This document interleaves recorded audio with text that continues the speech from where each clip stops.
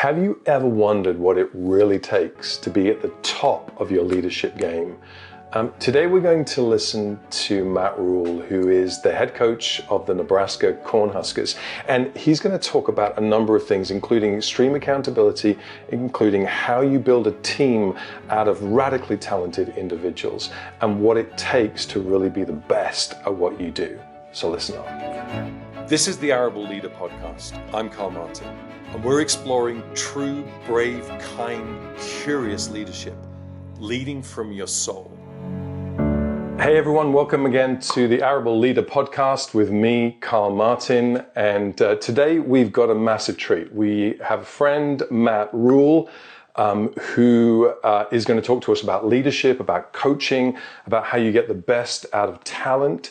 And Matt is, if you don't know Matt, and some of you will know well, and some of you won't because you're listening from a different continent, but Matt is the coach, the head coach of the Nebraska Cornhuskers, previously at Temple, then Baylor, the Carolina Panthers, and now Nebraska Cornhuskers. And if you've never seen the Nebraska Cornhuskers play, let me try in a very British way to describe what you would experience if you went. I've seen it online a couple of times, not actually been in the stadium, but it feels to me like it's a cross between a Pentecostal kind of worship gathering for a mega church, the Roman Colosseum, and Mardi Gras. It's crazy, it's loud, and it's massive. And if you're in Europe, you've got no concept of what we're talking about. So, Matt, is that fair, or am I talking nonsense? Well, that's probably the best. That's probably the best explanation I've ever heard. And it's very, very, very true. It's crazy, right? It's so loud. It is. It's 91,000 people an hour before the game, and in the States, a lot of people at halftime leave, and they're not there in the second half. Here they are till the game's over. Wow, that's so good. Well, firstly, before we get into anything else, how are you doing? How are things? I'm wonderful. I mean, it's a fun time of year. The recruiting's over. We're back on campus, and we're trying to develop the guys. Trying to develop them in the weight room, trying to develop them in the off-season program, and it's truly a building phase, which is probably one of my favorite phases of the year. Yeah, brilliant. Well, we'll get to that in just a second, but let's begin really personally. One of the things that we talk about at Arable is that you're the project. Before anyone else is the project, you're the project. So let's talk about you for a moment. Coaching at your level, I imagine, is physically and mentally demanding. How do you ensure that you show up really well, really healthy, both mentally, physically, and maybe even spiritually to your players and your staff every day? I think obviously this is a demanding job, and I think at the forefront of everything we do, I had a start of the spring staff meeting. We've had some new coaches come in and really brought everyone in, and I think the first thing I talk to everyone about is I believe in every job you have a mission. Here. Obviously we want to win championships. We want to develop players. We kind of go through the things that we want to get done. But on a more personal level and on a deeper level, I think there's always purpose to what we do. Yeah. While we want to win football games and send guys to the NFL and all these different things, on a purposeful approach, we want to make sure that the young people who play for us, 10, 20, 30 years down the line, that they say their lives are better because they played here. And I think when you take that approach, it allows you to weather the ups and downs, the highs and lows, the pressure, the amazing wins, the crushing defeats, all the things that come along with it. And so it's a demanding job. But if you think of it in terms of every day waking up and walking into this building and trying to affect people's lives, trying to build warrior men who will shape the future. Wow. Then that gives you purpose. And so, some days where you're tired, you haven't slept, I'll leave here. I won't get back in tonight from doing some things for work till 11 o'clock, and I'll be back on the field tomorrow morning at 5:30.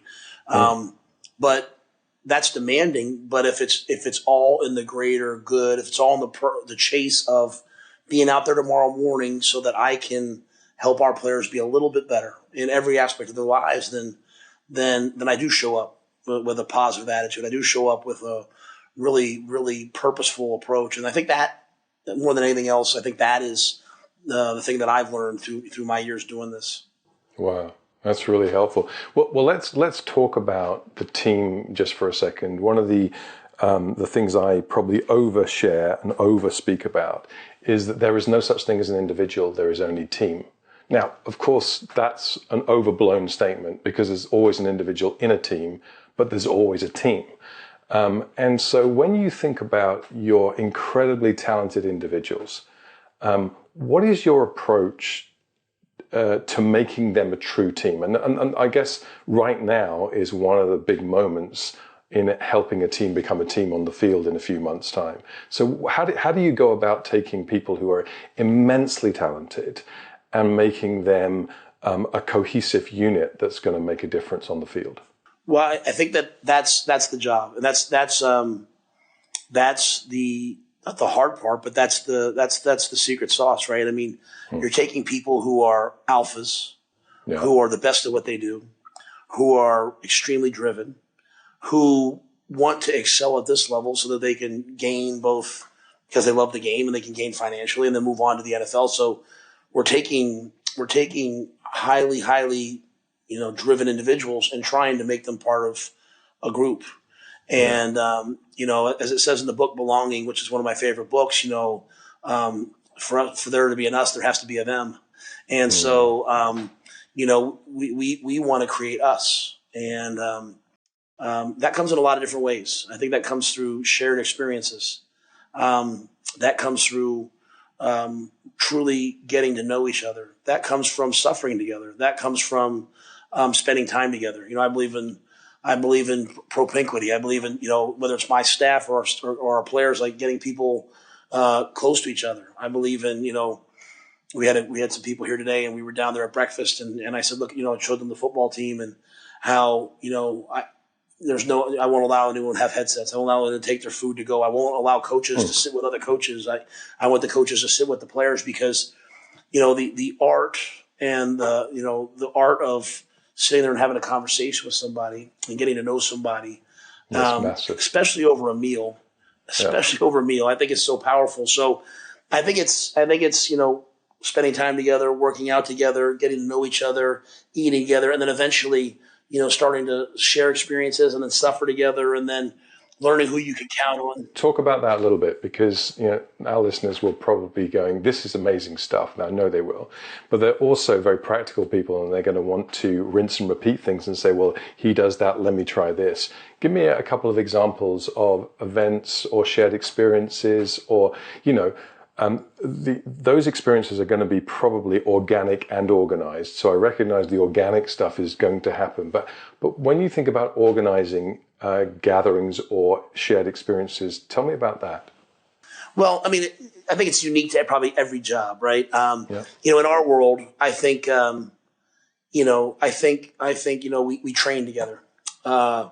We do hard things together. And that might not apply to everyone, but I do think it does in this regard.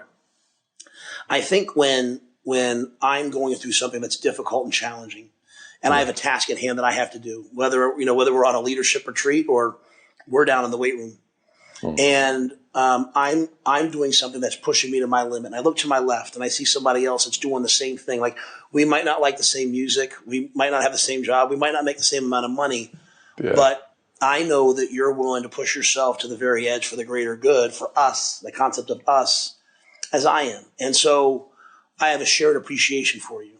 And I think as that then moves forward, I think as we go through hard times together, sometimes, not every day is going to be a great day. In our world, there's going to be losses. There's going to be hard practice days. In the business world, there's going to be up quarters, down quarters. And as we go through those really trying times, and everyone takes extreme ownership of it, and we don't point fingers at each other, then we learn that we can count on each other. And so when I start to recognize that the person to my left is going to put my well-being first, I then begin to put their well-being first. And I think, I think that's really, really a key component. And I think then that evolves into the third one, which is when we sit down and we begin to share the things that have truly affected us in our lives. Like when we take the time to talk about our highs and lows, and when we talk about the things that we've overcome in our lives or the joys in our lives, and we put our phones down, we get out of the kind of the corporate or here like the football-ish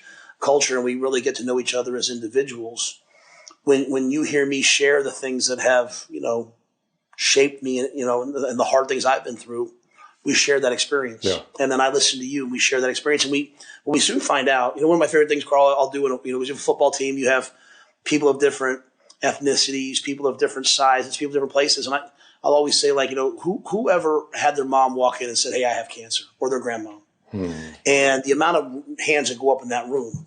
And I'll always say to them, you guys are looking at me. I'm a 50-year-old white guy from New York, and I'm talking to an 18-year-old African-American man, maybe from Florida, or a 22-year-old young man from Texas. And we say we must have nothing in common, yet we both love football. Yeah. And both of us had our mom walk in at one point and say, you know what, I was diagnosed with cancer. So we both have shared the worst day in our lives. And we live in a world where we're always trying to think about the things that divide us, yet so many things, even hard things, unite us. And so I just think taking the time, both sharing experiences physically that are hard or mentally that are hard, and also talking about our shared experiences that we've gone through in our lives, brings a sense of appreciation, brings maybe a head nod, brings hey, I get you. And that builds team. I think that's brilliant. One of the things that I have beef around is that leadership, I think, is the greatest of all human skills. And for the most part, we don't teach it. We assume people are going to catch it, or we play catch up with it when someone gets a position and a role. And when we do teach it, we tend to teach competencies. We don't teach character. And I think that's one of the reasons why we have such a problem with leadership today, because we have a leadership character deficiency. So I want to push into that a little bit, and I don't know whether you agree with that, but I have a feeling that your teams that are successful are teams where you have helped shape their skill sets and their mindsets, their competencies and their characters. Talk to me about what you do, or how you have experienced shaping some of these young guys in their deep characters, in their integrity, in their reliability, in their courage, in their kindness, in their curiosity, all the things that I would teach about. Talk to me about that and the difference that it makes in a team. I think when you think about a team, I think the mindset and the character of that team is perhaps the greatest component of that team. And, at least in college football, I've been in the NFL, I've been in college, most times in a conference, like the talent levels are pretty similar. There's sometimes there's outliers. Yeah. But even in American, college football this year, the two teams that played for the national championship had two devastating losses at different parts of the year. Yeah. And losses that called into question their coach and their coach's, ability. And what you saw both of those teams do is you saw those teams unite. In a very public setting where most people would fracture, they unite. And so there's something special about that team. Yeah. And it's the character of that team. It's not the ability of that team. And so to me, I think you have to take the culture of your team. I think you have to take the brotherhood that you're trying to build. And you have to treat that the same as the on-field, skill sets, So the ability to throw and catch a football is the same as the ability to carry on a conversation, build a relationship. What we're seeing in this generation, Generation Z, and we have a mindset coach on our team, and he teaches a different skill each week. And yesterday it was a performance-based one. It was just about getting into flow. And we did a mind view study of our team, and what we're finding with Generation Z is that the lowest thing that they're scoring on isn't grit, isn't work ethic, it's integrity, because they're so isolated. And it's will I hold myself accountable to my teammates when no one else is watching? Wow. And just as importantly, when I see someone not doing the right thing, will I hold them accountable? And what we're seeing is a generation of young people that aren't comfortable holding people accountable. Yeah. They've grown up in a world where, like, if you say something that's wrong, who knows what the reverberations will be on social media and all these different things. And so us trying to go back and while we're teaching character and while we're teaching accountability, also teaching that leadership component of having hard conversations, of going to somebody and saying, hey, I need this from you, or I need more from you, or I see what you're doing right, or I see what you're doing wrong. And that, to me, in this generation that I'm coaching, Generation Z, the 18 to 22-year-old kids that I have, that's the thing that they're least comfortable with. Like they know how to work, and they know how to be kind, and they know what's right and wrong. But can they have those critical conversations that we were kind of raised on maybe this is massive. Media. Yeah, I think this is massive. I think that's huge because one of the greatest ills of our generation is what I might call cultural selfishness, and it's not that anyone designs it to be that way, but because we've just become these consumptive units that are being sold to because we've got this thing all the time and telling us, reinforcing everything we always think, and in isolation we are becoming a lonely, isolated generation, or they are becoming a lonely, isolated generation, but I think it's bleeding through for all of us. So in every place we can model relationships, and we can practically model relationships and teamwork and togetherness. It's huge for this rising generation. Well, so if you think about a football team, you think about the coaching staff as leaders, right? So if we have 20-some coaches and then we have staff, how best can we teach leadership other than people would say to lead? No, it's how we interact with each other as a coaching staff. That's right. It's the people that are following us seeing what we do. Like when I think about leadership, I think a leader first has to first set the standard. And I think the thing we misunderstand with standards is standard is not what we're aspiring to be. It's the minimum. That's right. It's the minimum. So if I say, hey guys, the standard, you have to be here at work for 6 hours, or you have to be in the building working for 2 hours. I'll set that as a leader. I set that standard. I have to then hold everyone accountable. I think leadership's about, giving everyone what they need to be successful, telling them what they have to do to be successful, and then also holding them accountable to it. Like you can give everyone what they need, or you can have a great plan. That makes you a great speaker. It makes you an ideologist. But you have to hold people accountable in whatever way they need to get them there. And so you have to set the standard. They have to be willing to lead out front. I think our generation, the generation I'm coaching, they're looking at me to say, Coach, are you really going to do what you say you're going to do? Because they've grown up watching all the people that they think are leaders be exposed in some way. And so I have to be out front. I have to take the first arrow. When we lose a game, I have to be the one who stands out front and takes all the arrows so that they can be successful. And then when we have success, I have to do it quietly so that they see that, like, I'm not that consumptive unit that you talked about, that, hey, it's all about me, feed me, give me more, that I'm consistently discerning out and passing out the praise. And so I think you have to start to name those things, right? So for us, we talk a lot about brotherhood. For us in this high pressure, achievement-oriented organization, we can't be a family. Like, we're not a family. We're a brotherhood. And the difference is, I have young daughters, and if I'm racing along to get something done and my daughters can't keep up, I'll say, come on, honey. And then I'll slow down and I'll help them. And then they can't do it. But eventually, if they can't keep up with me, Carl, I'm going to stop what I'm doing. And I'm going to pick up my daughters because they're my family. Within what we're chasing in the business world and this world, it's a brotherhood. I got to go fast, and I got to keep saying, come on. And when my brother needs help, I might slow down a little bit to help him, but I'm going to pull him. But eventually, if he can't keep up, I've got to let him go. And I've got to keep moving forward. And so I think it's teaching those components of, hey, this is what brotherhood is. This is what, of us all sharing these experiences. This is taking the African proverb of Ubuntu, which the Boston Celtics brought to kind of mainstream fame. But really, when you study it, it's so powerful. Recognizing that I can only be me if you're you, and a person's only a person because of other people, and truly teaching that, and then segueing it into, like, we talk about iron sharpens iron, which obviously is a biblical thing that's gone mainstream, and making sure our guys understand, like, hey, you can only be great at what you do if the people around you are seeking to be great, and that's.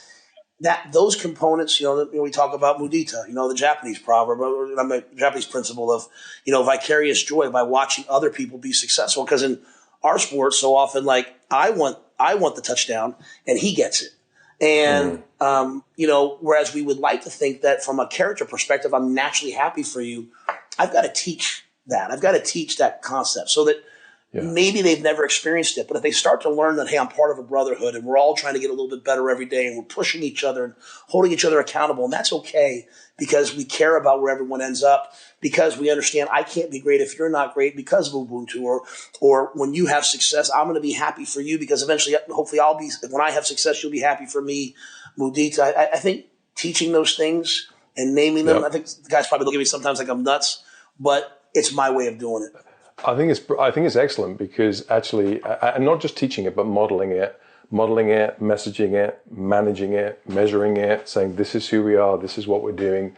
Guys, if you're listening into this, listen up and take notes. This is brilliant stuff because it's the difference. It'll be the difference between you being a leader with 1,000 followers or you being a leader that raises 1,000 leaders.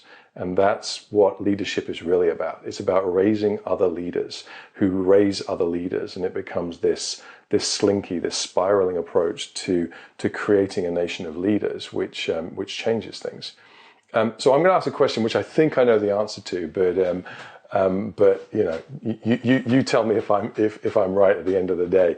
You've been extremely successful in college football. Vaunted and sought after. And I can understand why, because of the conversation that we just had right now.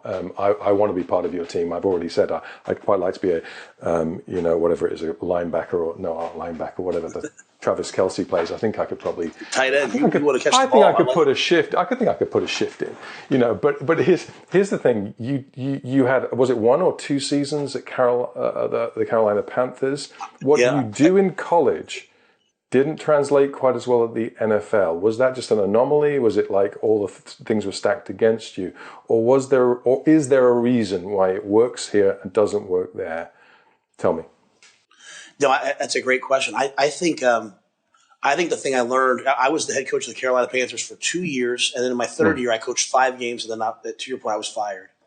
And I had been an assistant coach in the NFL years before the New York Giants under legendary coach Tom Coughlin, and coming up the team that had been on the Super Bowl a year before. And so when I went to be a head coach, I think the thing that I learned when I left everything was that leadership, these components of leadership, are actually more important than I ever realized. I went to the NFL. It's a little bit more transactional. Yep. You think it's going to be a little bit more like, well, who has the best roster? Who has the best X's and O's? Who has the best this? Yeah. And I got there at a unique time. I got there COVID.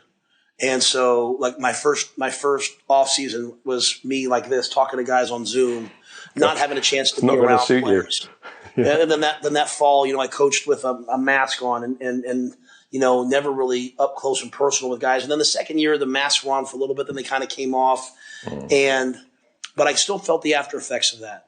And so going into my third year, Carl, I was on the hot seat. We hadn't won enough, and hadn't won enough for football reasons, but kind of the things I talked about. Yeah. And, I worked really hard that off season. I said, you know what? The first thing I did was I got about 8 or 9 of the team leaders, and we just went to dinner. And every Friday I'd play golf with a couple guys. And then all of a sudden they started, hey, coach, we're having happy hour, come out with, and I'd go out with them.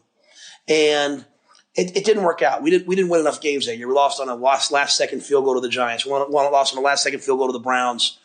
But even though I was on the hot seat, even though I was on ESPN every night, even though I was getting laughed at on social media, those players who I felt like weren't connected to me the first 2 years, I felt like were connected to me to the very end.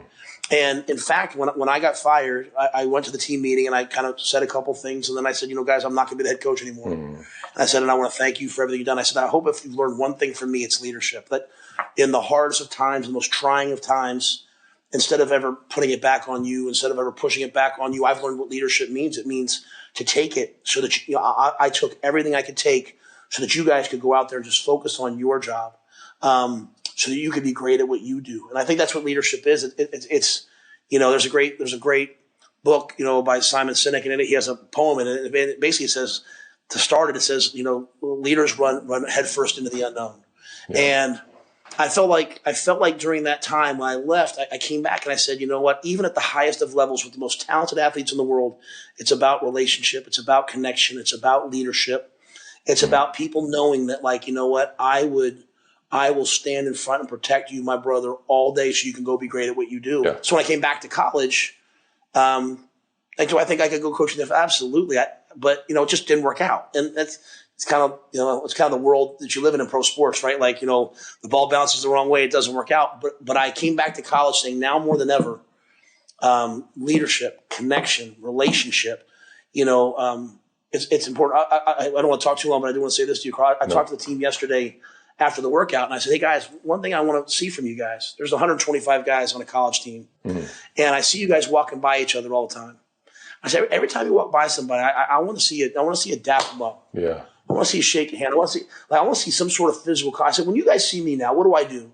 And they're like, you dap. I was like, you dap us up. No, I walk up. I hug every guy when I see them. Yeah.